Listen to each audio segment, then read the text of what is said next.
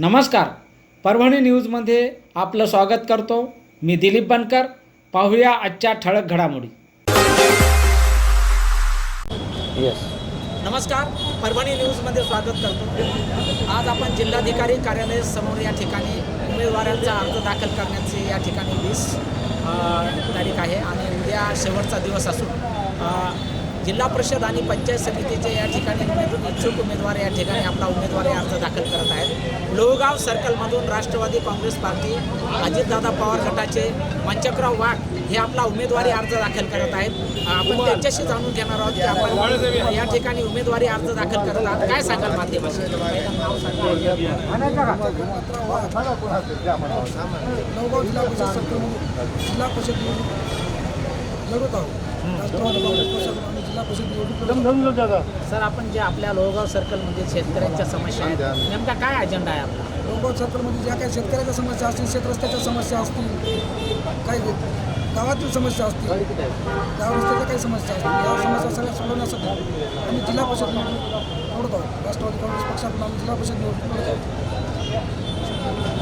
आपल्यासोबत हे जिल्हा परिषदेचे उमेदवार मंचकराव वाघ आहेत आणि त्यांनी लोहगाव सर्कलमधून आपला उमेदवारी अर्ज या ठिकाणी दाखल केला आहे आणि शेतकऱ्यांच्या प्रश्न असो, सामाजिक कामे असो, कोणतेही कामं करण्यासाठी ते तत्पर असतात।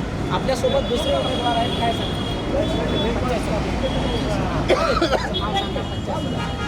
दादाराव बागर पंचायत समिती उमेदवार राष्ट्रवादी काँग्रेस निवडणूक याच्यासाठी लढत आहे। गावातले नाली, रस्ते, पाणी, शेतकऱ्याचे बांधण रस्ते असतात, याच्यासाठी विकासासाठी लढत आहे।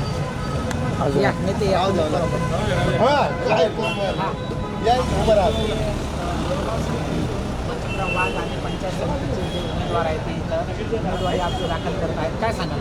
ते स्वतः एक पंचायत मी लोहगाव पंचायत समितीकडून राष्ट्रवादी चिन्हावर निवडणूक लढवत आहे। नाव माझं रुपेश माधवराव शिंदे।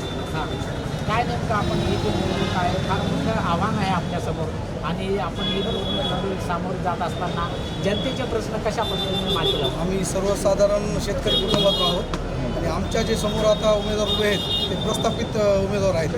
दरवेळेस तेच उमेदवार असतात आणि आतापर्यंत विकास काम कुठलंही झालेलं नाही। आता इथून पुढे आम्ही चांगला विकास करू। आपल्यासमोर लोहगाव सर्कलमधून हे पंचायत समिती आणि जिल्हा परिषदचे उमेदवार आहेत। धन शक्ती समोर ही जनशक्ती आपल्या समोर आहे आणि जनसामान्याचा चेहरा असून मंचकराव वाघ हे आपले जिल्हा परिषदेचे उमेदवार आहेत। बाकी जे 2 उमेदवार आहेत ते पंचायत समितीमधून आपली निवडणूक लढवत आहेत। Parbhani news, cameraman Umesh Agarwal, reporter Dilip Bankar, Parbhani. आणि याचबरोबर हे बातमीपत्र संपलं।